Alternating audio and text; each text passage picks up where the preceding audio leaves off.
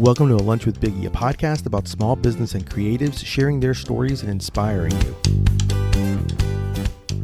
My guests today are brothers behind a hot sauce brand that's turning up the heat and making your taste buds dance. They're a hot sauce brand that's asking you to take your taste buds on a foodie adventure.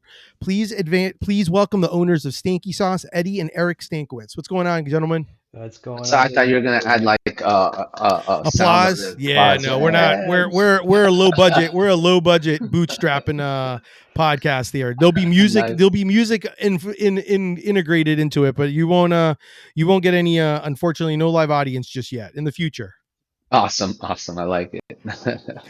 Thank you guys so much for being on. I really appreciate it. What's your usual go-to lunch or sandwich? And also, what stanky sauce are you putting on it, depending on what it is? Okay. Right now, like because of where I live, the closest place. So I go with the club over at Jersey Mike's, and I'm usually going with the pineapple habanero ghost. But lately, if I get a chance to go to Montrose Market here in Claremont, downtown Claremont, I'm going to Daniel's, and they have like this cheesesteak, like a ranch cheesesteak sandwich. And I've had that like a couple times over the last month, so that one's a really good one. That's Daniel's cheesesteaks, right, Eddie? Yeah. Okay. You didn't say what What sauce about you, you're putting Eric? on it. Oh, on that one, the garlic one. I'm doing the garlic daddle. Yeah. Garlic daddle on a cheesesteak is money. Mine Absolutely. is a Publix chicken tender wrap or chicken tender sub. And I'm throwing either the solar flare or the honey mango habanero, depending on my mood that day. Yeah. Okay. I like that. I enjoy that. I think that's great. So, okay, so let's talk a little bit about Stanky Sauce. Tell folks how it started. What made you guys want to get into the hot sauce industry? It was that was me. I was talking to my dad one day at the dinner table, and Eric and I have always talked about like putting our nickname Stanky on a business. We just never knew what it would be. And then my dad, as he's eating a chip with hot sauce, because we always have hot sauce on the table, he's like, "Hey, why don't you just make a hot sauce? You like hot sauce, make one for yourself, and other people will like it." And I was like, "Oh man, I'll call it Stanky Sauce." And that was like, it was that simple. Sometimes people are like thinking too hard for something, and sometimes it's right in front of your face. But the big thing with your average person is that they'll see the idea, but they know like to make it big, it's going to take a lot of work, and they just won't do it, you know? So we're here to encourage you to do it, so, cause it's worth it in the end, we're still working at making it more successful, but we are successful already. So, and it was, there's some pain in the ass moments that go along with it, but every time we accomplish something, it's like, we give ourselves a high five or something like that. Or I call Eric at 3 a.m. It's like, "Hey bro," he's like, "I'm trying to sleep, man." So, yeah. So did you guys have, okay, so, I love the story, the fact that you, as your dad's eating the chip, and I remember when you told me that the first time, I was like, this is awesome. Like, did you guys have experience doing hot sauce? Like, were you guys, like, how did that all kind of come about? Like, where you guys are like, okay, I have an idea. It's going to be a hot sauce. It's going to be called Stanky Sauce. Like, how did that whole process kind of go? Like, did you guys like research? Did you guys talk to someone? What did you guys kind of do? Because I also know that your hot sauces are usually on the thicker side, I believe, which is great because that's how I like a thick, chunky, more thinker sauce. So I kind of wanted to get a little bit of perspective on how that kind of went about.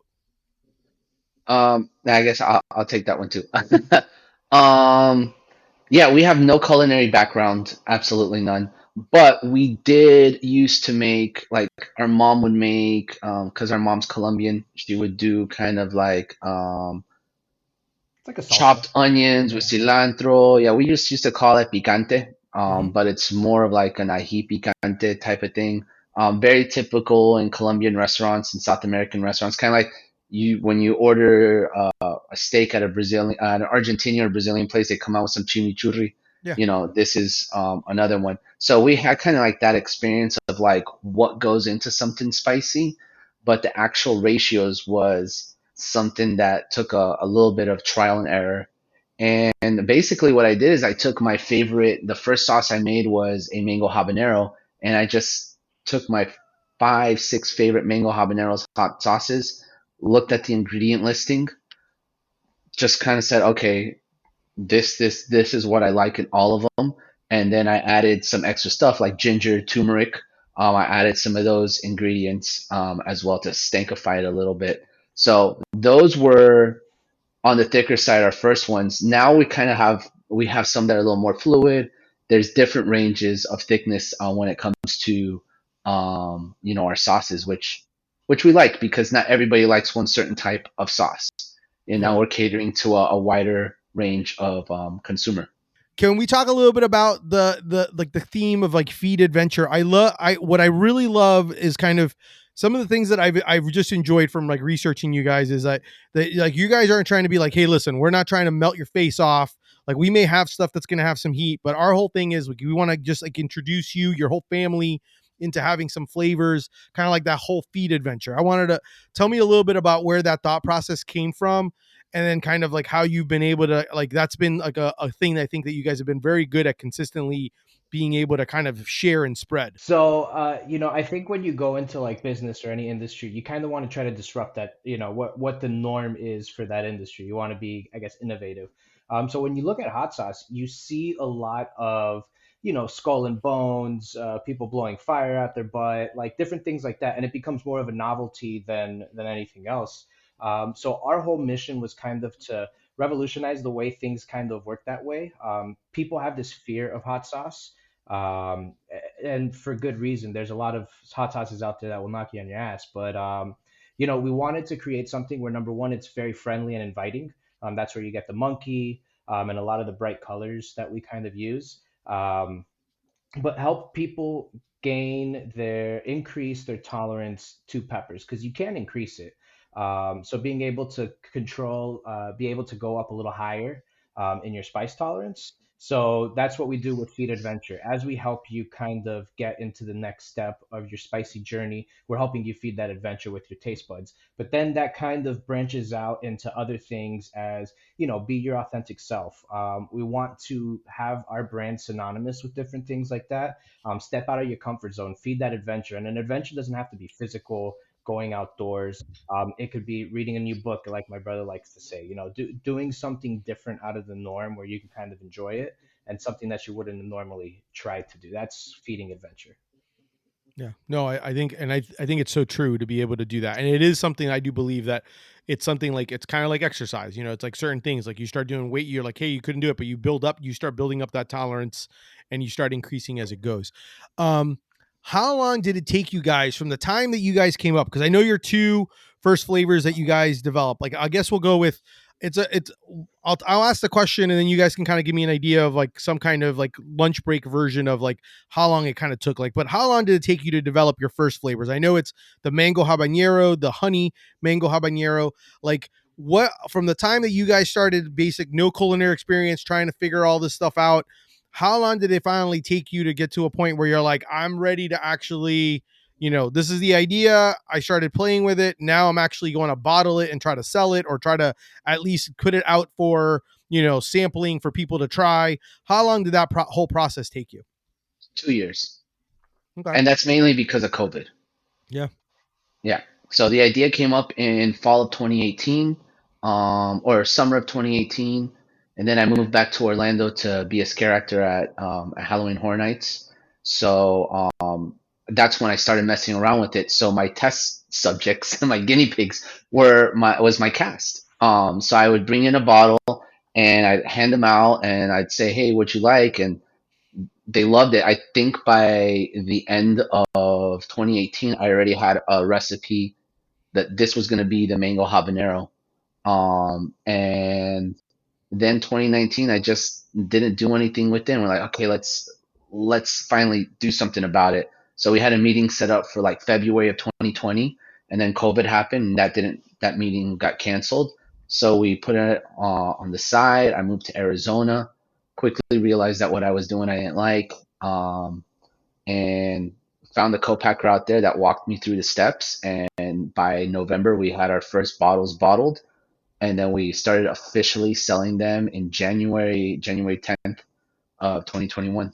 So So what I love, what I find very interesting is the fact that you, like, a lot of times I think some folks will usually probably say, hey, I'm going to do like cottage style, or I'm going to do this and that, but the fact that you guys went to straight to co-packer, backward, yeah, yeah, like, I mean, that's kind of accelerated, because I'm assuming the packer's not saying like, hey, I'll make you 50 no, bottles of it. Like, you kind of were like, hey, I'm going all in, I believe in this, I'm going all in. And is no. that something, like, how was that conversation? Are both of you very like jump in the water first, or one of you jump in, the other one's touching the foot in the water? Like, how, what's that No, dynamic? you see, that's how you feed adventure. You just jump in, you dive in, you get out You of your just comfort jump zone. in. So you both jump in.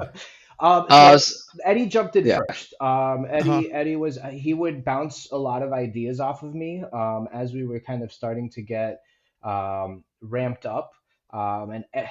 Eddie had a not a clear vision, but he had a vision of what he wanted to do. It was just about getting those steps, and he still has this grander idea, of course.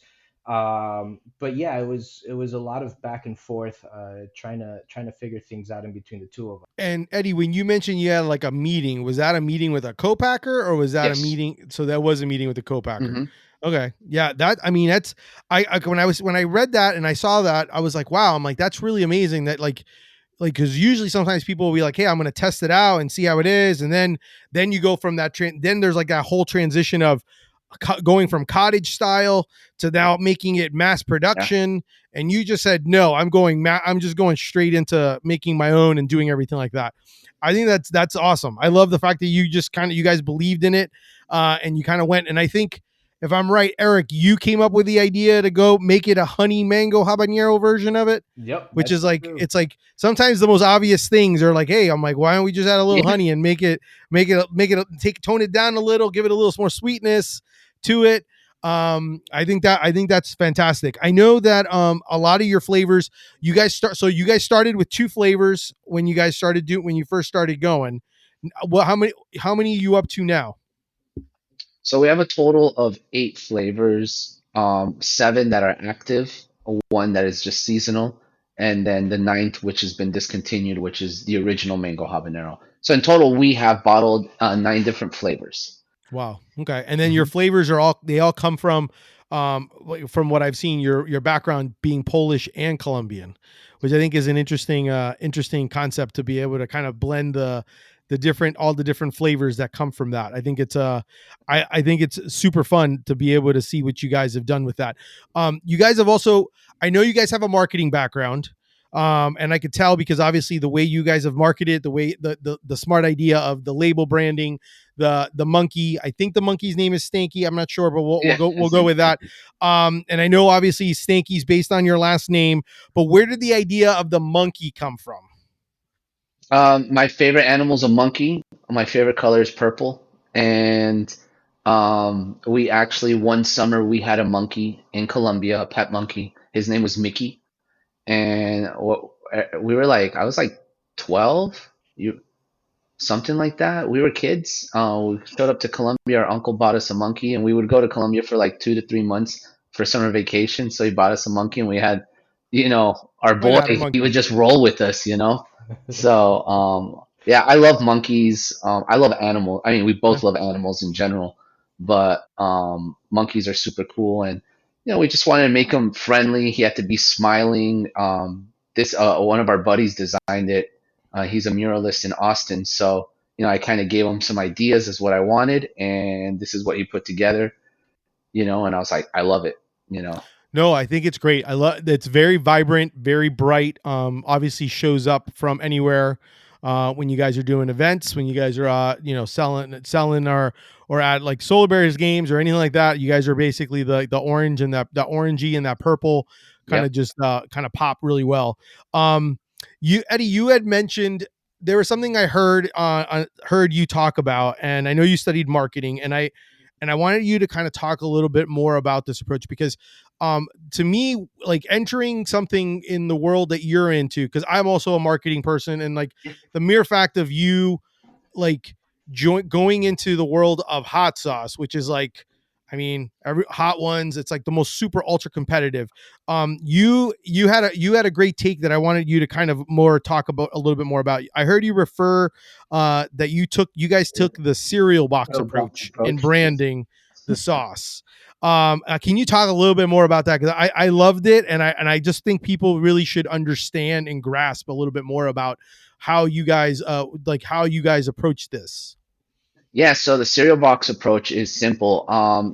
You have a friendly mascot, a very animated, friendly mascot, colorful, and that's pretty much what sells someone on that cereal from a young age. If a kid goes as they're developing their taste buds, they really don't know what they're eating, but they know the characters, right?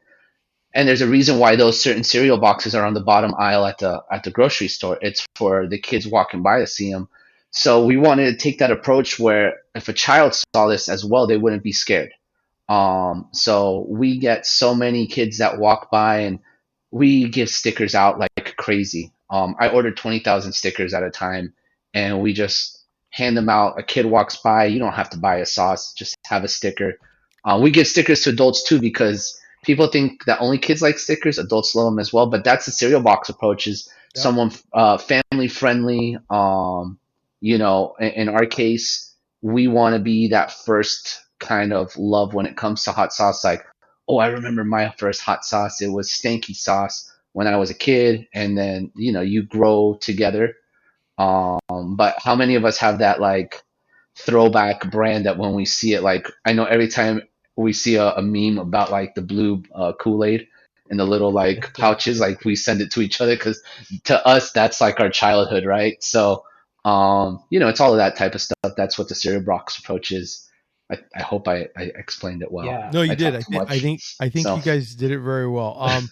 What as brothers, what has been some of the challenges and some of the rewards of working together and trying to build this brand? Yeah. So I would say that's a really good question. Because it's a good dynamic in between the fact that he and I know how to communicate with each other, and like we've known each other our whole lives and blah blah yada yada yada. But there's sometimes where either you don't know where the line is crossing because it changes when it becomes a partnership, and when the business is part of the me and my brother. So I think not so much communication, but where's the line? Being clear on what the expectations are. I think those are certain challenges sometimes because we know each other, and sometimes when you have that sibling. I don't know if you have a sibling, but sometimes you kind of know what they're thinking, and you make anticipations based off of what you know about them, and sometimes they're not right. Correct. So yeah, that's sometimes the challenge, and the most rewarding part is we really get to have fun. Like I would say, it's doing what we do. Even like the tough days sometimes are still fun. Like you're not doing it alone. Having your partner there and someone that can kind of back you up and always know they can back you up. That's a really rewarding part about it. Do you guys both do this full time, or how is this kind of like, so it is your both full time endeavors? Yep. yeah. Besides me being the And dad, yeah. yeah, well, yeah, the dad part that's always that always adds an extra layer. I'm quite aware of that. I guess as you guys, because you guys do a lot of events, so let's talk about events, because you Okay. guys do a lot of different events. You guys, I know, I want you to kind of tell people a little bit more about like how the importance of engaging with the community, because you guys do a really good job. I've been behind you guys where I've had to I listen to you guys interact with people, and I kind of, and I really do think it influences your business. Can you guys do a lot of pop-ups, you guys have done a lot of collaborations with different like groups, and I kind of want to talk about that. We'll talk solar bears and different things like that, but I kind of want to talk about more of like when you guys do a pop-up event, talk a little bit more about like that importance of of that engagement, and kind of like some things that you think have been areas of recipes for success when you go to these events. That's a lot. Yeah, yeah. I know. Yeah, so at this point, I think we've kind of identified like the events that are going to be good or not going to be good. Um, And even some events are great for other vendors, they're not great for us, but we always have to find the positive in any of the events we do. But what's most important for us is our exposure. So if I go to an event and I don't get a lot of sales, but 1,000 people walked by, and I have really good ears, so I hear, oh, Stanky Sauce, and I could hear it, and it's like, all you need to do is keep on repeating it over and over, and then we get a lot of people that just come back eventually 2 events later. It's like, look, I've seen you at 2 different events. I got to see what this is all about.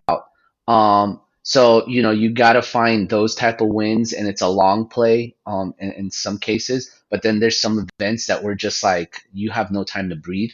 Yeah. Um, but the community stuff is really important because if we're going to establish ourselves as Florida's most adventurous hot sauce, and we want to dominate Orlando, Central Florida as like we are the guys here, right?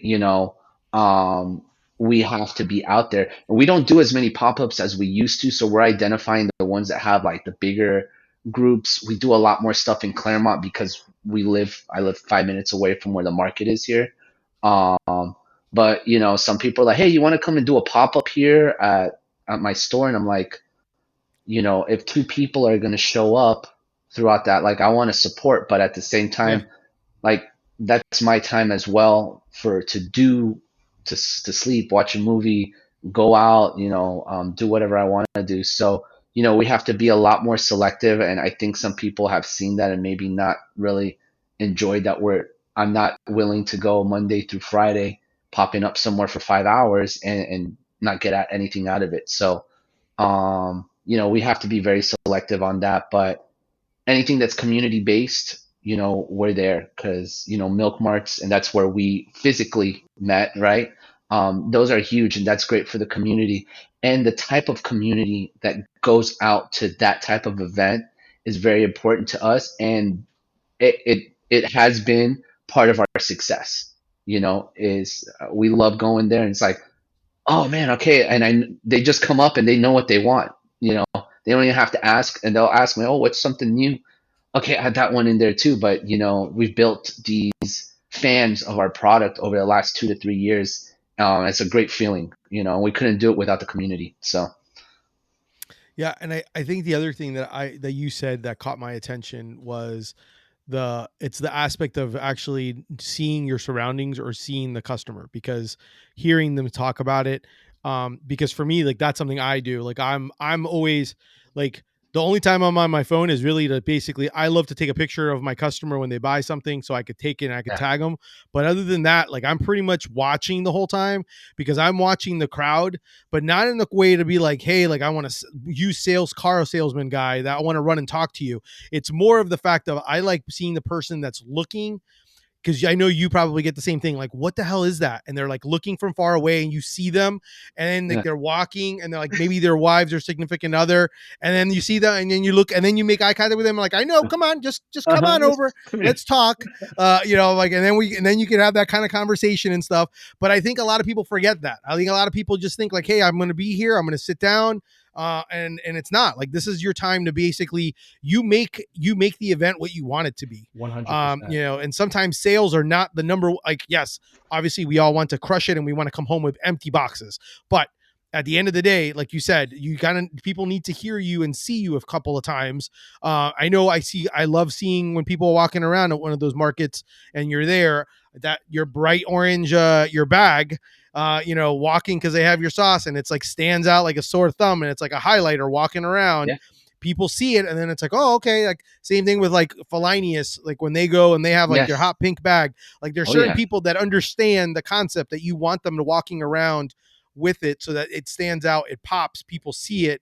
It's like, and then it's like, the more times people see it, the more then they're more, oh, like, okay, now I need to know what it is because everyone else is doing it. It's funny you mentioned Absolutely. that because one of the most said things to us as soon as someone approaches us at one of the markets is, I see your bags everywhere. I need to see what the deal is. Like, obviously you guys are selling a good product. Like, I need to see it because I see your bags everywhere. Yep. So that's part of that marketing. Yeah. It's funny because we did the show in Austin, Texas last fall. It was a 1 day show. It was 5 hours, in 5 hours we did more sales than we do in a 3 day show. It was Wow. wild. Yeah, yeah. So at one point it slowed down around 5. So I have the Meta AI Ray-Bans. So I turned it on and I just walked through the crowd and I just started counting bags. And in like a minute and a half, I counted like 17 bags. That's And I was awesome. like, "There's another one. There's another one. There's another one." And that's a big, like Eric said, like, okay, I see these bags everywhere. What's this about? But like you said, like there are what's it called, like hawkers, right? That they're like, "Hey, yo, come here." And then there's the ones who, like you said, were analyzing the ones that we've marketed to in some way, shape, or form. They're interested, and it's just a matter of like the moment that your eyes lock. Come on over. I hear people say Stanky, and I'm like, that's me. Like I acknowledge it. And we talk a lot about this with Eric, and then our third guy Shane, who helps us out a lot. He's like the third Stanky brother at this point. And how do we approach this? Do we stand out there and like drag people in, or do we wait? Do we have those conversations? Do we get to know the consumer? And there's a lot of back and forth, and even our mom's like, look, you need to get in there, get the sale. Like when it's busy, you need to just get in and out. When it's slow, take that time to just engage.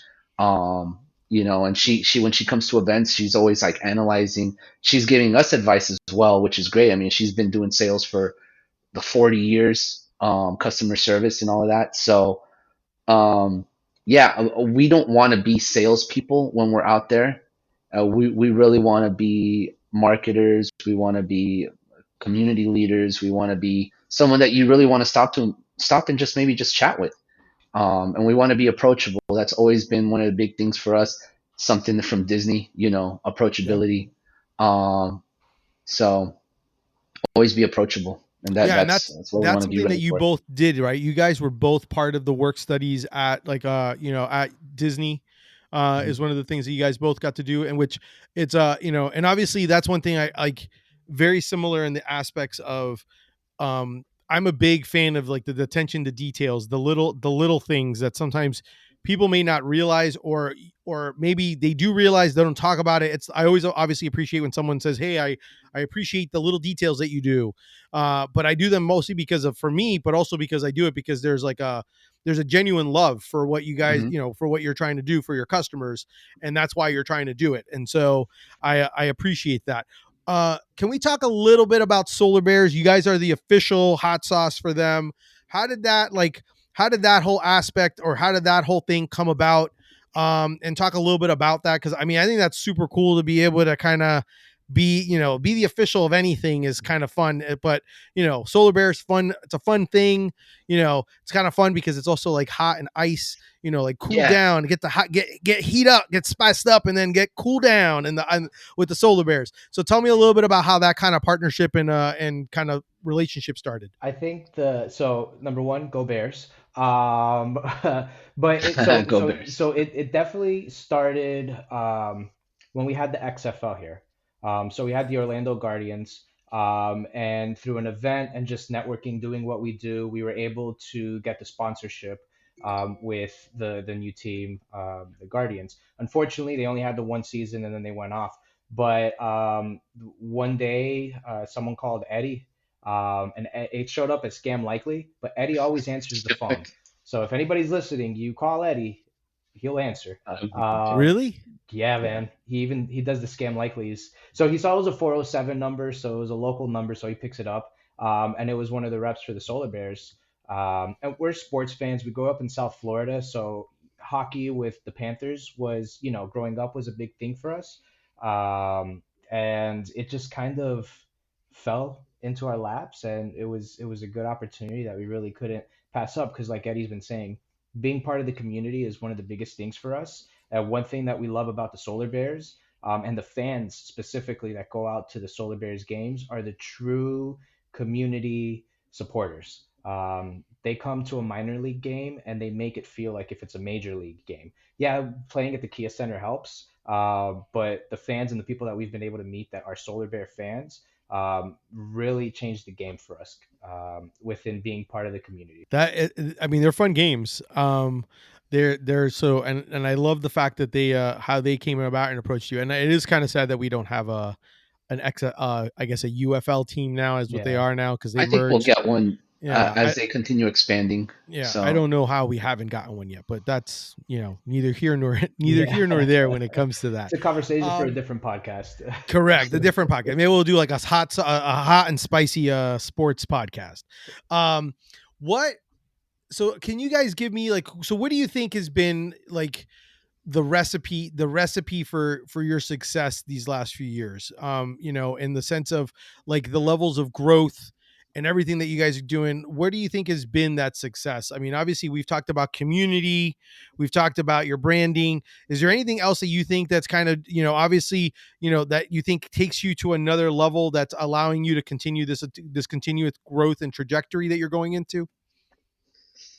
yeah, obviously those community things, and we got some cool stuff coming up. I mean, yesterday was a fun day, but I think both showcasing Eric and my personality does a lot for it. You know, I'm not comparing myself to Walt Disney at all, but Walt and Roy's relationship and their involvement in getting like Disney going, that's a big part of it. It's not just Disney. Yeah, it's named after them. But a lot of people forget the people behind the brands. So even when I do markets and stuff, like I talk to people and they're asking me, and I was like, you always have to think when you're out here with your tent, is this just your business or is this your brand? It's different. So we are part of our brand, so we need to make sure that we're out there doing right, and just showcasing our silliness because we are two silly guys. We're very family friendly, big on family and friends, and just having fun and living life, and that's just a big part of showcasing our business because we are the representatives behind the brand. So I think that's a big part of it that a lot of people don't ever really like talk about that much. Yeah, and I think one of the other things that I want to add to that is you really got to believe in what you do. You got to believe in the plan that you've set. Especially in a world with social media, it's easy to look at someone who you consider your competitor and see what they're doing and try to, I guess, one up them or try to, you want to stand out as well. But you really have to believe in what you've done, the mission statement that you've put together for your company, the vision that you've put together for your company, and understand that sometimes you can't compare yourself to other people. Not saying that they're doing things bad. It's just they're two different companies, right? So us having the ability to have that partnership where you tell each other you can't let that bother you, or we fully believe in the business plan that we've created and they kind of keep you in check. But I think that that's something also that has really helped us is the fact that we have our marketing background, so we've created this brand and this story that we truly want to tell, and we have to fully believe in it and put it out there and not let other people's opinions dictate what we're trying to do. And sometimes that's hard, right? So, but you got to believe in it. You got to believe in you and what you're doing. And you got Yeah. to be honest about it too. Yeah. No misleading.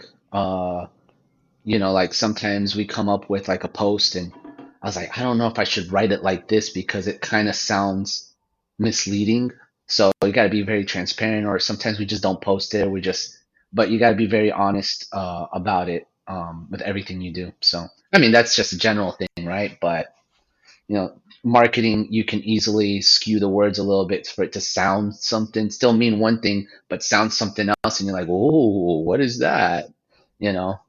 So, What, out of curiosity, what made you decide to go to Austin? Was it when you guys went to the Austin event? Was it like a hot sauce event? What was yeah. it? Okay. Yeah. So they have an annual event out there called it's hosted by their newspaper, the Austin Chronicles, and it is the Austin Chronicles Hot Sauce Festival. It's a 1 day Sunday show, and it is wild. I It's mean, awesome. I it's loved it. crazy. Yeah, And yeah, yeah. we thought we killed it last year, and all the other vendors was like, man, it was really slow this year. It was like, what? That slow? Geez, but the last as of last year, even trickling into this year, consumer behavior is like when it comes to spending is really low. Last year I think we operated at like 60% of what we normally do. If it wasn't for doing more events, we could have been like, and it's kind of, I feel like it's going to be like that for a little bit. Hopefully in the fall it gets back to normal.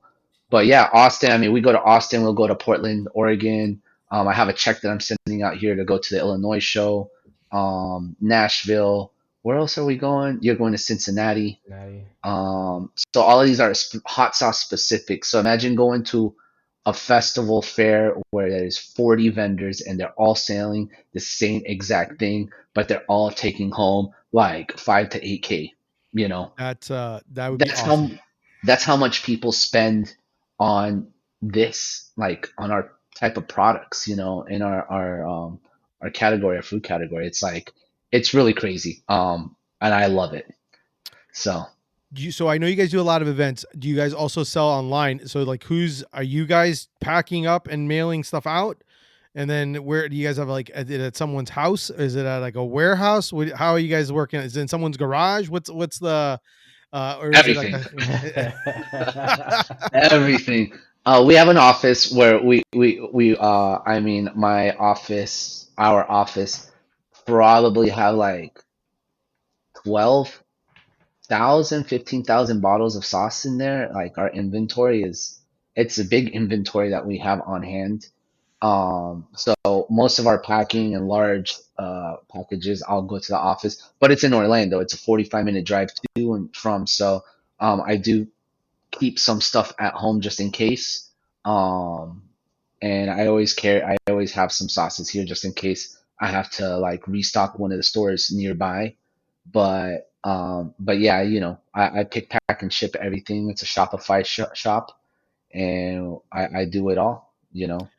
And then I saw you guys did a bunch of like drops and different things yesterday, and obviously this will be evergreen. So when they see it, they won't be able to look at any of this stuff. But like, how many right now? Do you have an idea of how many places currently have your product that if someone were to go to, they'd be able to see it or be able to buy it off shelf if it's not through you or through a pop up? It's about 70 stores worldwide. So we That's have the awesome. majority of our shops are in Florida. We do have stores all across the U.S. in about 20 different states, two in Canada, one in the UK, and one in Australia. Oh, and one in Dubai. So And do you sell those like on through like a wholesale type thing, or do you guys just kind of, or is yeah, that just through your site? yeah, that's all wholesale. So they order it, and the one in Dubai is working at being a distributor within Dubai and in that part of the world. And we're like, hey, whatever you want, like, you know, we're in for it. And it's really complicated, that country specifically, the regulations, the certificates, the permits. Additionally to what you have to do to like operate in the US, you have to do so much more to even just like get it out there. Australia Wow. is another one that's a little more like complicated when it comes to consumer products because they're an island. They want to make sure that nothing comes in there that's going to disrupt, the ecosystem or, just bring disease or anything. But yeah, and the next country we're talking to is Argentina. So we're on like a show in Argentina that's similar to Hot Ones, where they interview like Argentinian celebrities. So it's called Terapia Picante, and we're the number two spot with our pineapple I habanero love ghost pepper I love sauce. that. I love the name of it. That's awesome. Yeah, yeah, Yeah, it's a really cool show too. So yeah. that's awesome. Is it like a questionnaire or is like actually like therapy? Like they're actually going into deep topics while they're doing this, That No, would be a great concept, though. right? It yeah, would be right. It'd be kind of yeah. cool. You're like deep thoughts while you're sweating, and you're like, oh my god, this is so hot. And like it's so good and and hot at the same time. And then I guess when they eat that, are they eating and they're not eating a chicken wing? What are they having? Is it a No. chip or what is it? It changes from season to season. So like they started off on burgers. Obviously like Okay. meat in Argentina is big. Yeah. So they had, dude, it was wild. It's like, man, this They look is so delicious. wasteful there because Yeah. they'd have like eight Big ass burgers burgers. Oh burgers my. with it. And I think they went to sliders. Right now they're Tacos? doing a great job. They're using tacos. So they have like the taco shell and then like the the the cardboard that kind of holds it in place, and it's Tia Rosa, I think it is. So it's their tacos. So they have lineup of tacos. So they switch it up. I don't think they would ever do wings because that would be Yeah. a direct. Yeah. You know, No, but I think I that's find super it like smart. a lot more playful between the host and the The guest. the um, the guest on there when it comes to it. Like sometimes they just let the guest just like ramble off on stuff, which is great. So That's awesome. I'm super. I love the fact that you guys have found all these different outlets. Have you are a lot of these outlets you guys reaching out to people, or is it one of those where people are reaching out to you? Kind of what happened with the solar bears. Like, is it just kind of one of those things where the more you kind of do and spread, the people are just are other people are seeing it and going from there? Like how are you expanding? And I'm more curious just because obviously for yeah. my own brand purposes, like I'm always curious on how people like what's the recipe of like how you're formulating this to be able to get the extra people, extra eyes on you. I think it's a little bit of both of what you just said. Um, one of the biggest things that we do is our networking ability. Eddie is a master networker. Me and Shane always joke around because when Eddie leaves the booth, we're like, "Oh, Eddie's gone for another 2 hours or something like that." But he's out there networking with people, talking to people, getting to know people, and a lot of the random things that we had, like the random people that we've come across that have helped us, have been through those networking opportunities. Or a friend knows a friend of a friend and they let them know that, hey, I saw these hot sauce guys, maybe you might be interested. So it's a little bit about a little bit of both. But when we were talking about the markets earlier, when it's a slow event and we said you make it what it is, Eddie will go out and just start talking to people and just start getting to know people. And that's also how we've found a lot of our retailers as well. But yeah, it's a little bit of both, people reaching out to us, but a lot of us doing the footwork to let people know that we're available for certain things. Yeah, no, I think it's important. It's important to be able to do that. And then the aspect that all kind of goes back and ties into that whole community aspect Hmm. that you guys talk about of being able to own your own backyard and kind of being able to do that and then kind of being able to grow from there. So I totally agree with that. What advice would you give someone for wanting to start something? I know Um, already given some great advice already, but I'm kind of curious if there's other anything that you would give for someone wanting to start something. make sure whatever you're gonna do is something you like. Like I like hot sauce. I like spicy food. And then find the things that you're going to do within it that you also love. So, like, we love networking, we love talking to people. It's about the person and their adventure, right? So, we love that part of it too. So, it's multiple things coming together. I like to, what my goal is to be the Red Bull of hot sauce. Everybody knows Red Bull. You may have not tried Red Bull, but you know them through everything else they do, and that's kind of like what we want to go. The route we want to go with is we really want to, like Eric said, disrupt our industry. We want to do things different. We want to think outside the box, which goes on to my next like little bit of advice. Like you got to think big, you got to think crazy, you got to think impossible.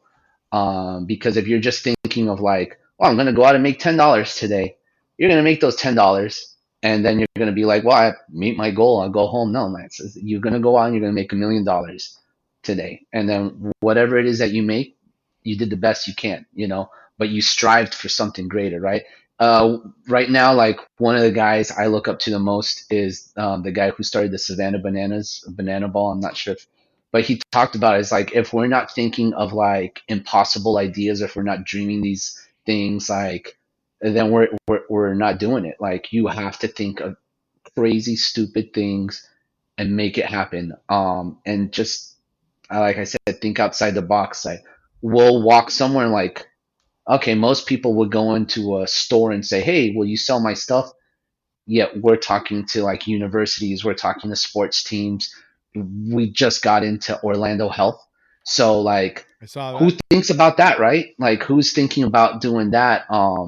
And it's those weird opportunities that really make us stand aside from everybody and like, oh, look at these guys. Like that's weird. I would have never thought that. But yeah. So Yeah, Eric, I I don't think know.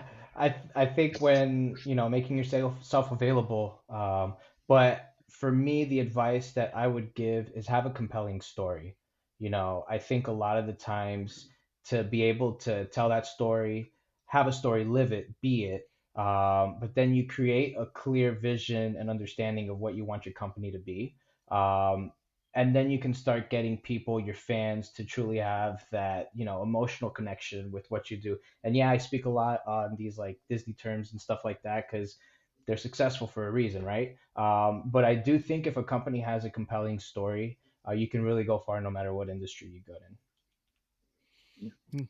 I agree 100% with all of these because it's very true. And sometimes and I love the fact that you both have that vision together, and that you both are kind of on that same vision, because that always can be a tough one when you have like one kind of maybe not seeing the same vision, and so it's a little bit harder to move forward or to kind of be able to take that jump in that water, when you're trying to go for an adventure of a lifetime type of thing. I think that's awesome. Where can people follow you? Where can people shop and get some stanky sauce? And what can where can they get all that and see all everything and everywhere you're at? All right, you can find us the Stanky Sauce on all social media, so Instagram, Facebook, TikTok, X, Threads, YouTube. The Stanky Sauce will link you to us. Locally, check out there's 13 Ace Hardwares tools, Ace Hardwares across Central Florida. There's a 14th one opening soon in Windermere. You can find us locally in Claremont at Everything Local as well. Showcases Citrus. Melbourne, we have a store. Sanford, we got a store. Well, they're about to close down. And then there's just like shops all across, from Miami to Portland to New York. I'm shipping some stuff out to New York today. So we're gonna put up a new store locator on our website, stankysauce.com, soon, so that way you could just go in and see what's closest to you and go and jump in and get some stanky sauce. I love it. I love it. You guys, thank you so much for being on. I really appreciate it. You guys have been great. I love hearing your story. I selfishly, I tell people the reason I do this is because I get to actually, we wouldn't get to have this conversation if we're both selling, because it's like a 5 minute, hey, what's up? How you doing? Yeah, And that's usually how things going. Things are good. And then you kind of like each other's stuff. And then that's kind of it. So I appreciate the time to get to know you guys a little bit more, and getting to see and tell your story and share your business. That's our show for today. Thank you so much to the Stanky Bros for being on, from Stanky Sauce, for being on the show with me. And definitely make sure to check them out online. If you see them, definitely go have some hot sauce, or you'll see on their website all the different places that you can go to try. Definitely give them a try. If you enjoyed the show, make sure to subscribe. Tell your friends, share it. If you want to support me, check out my brand, Deli Fresh Threads. And obviously show me all the sandwich selfies you can give me. Thank you. Until next time, keep eating sandwiches and follow your passion. Thanks, everyone.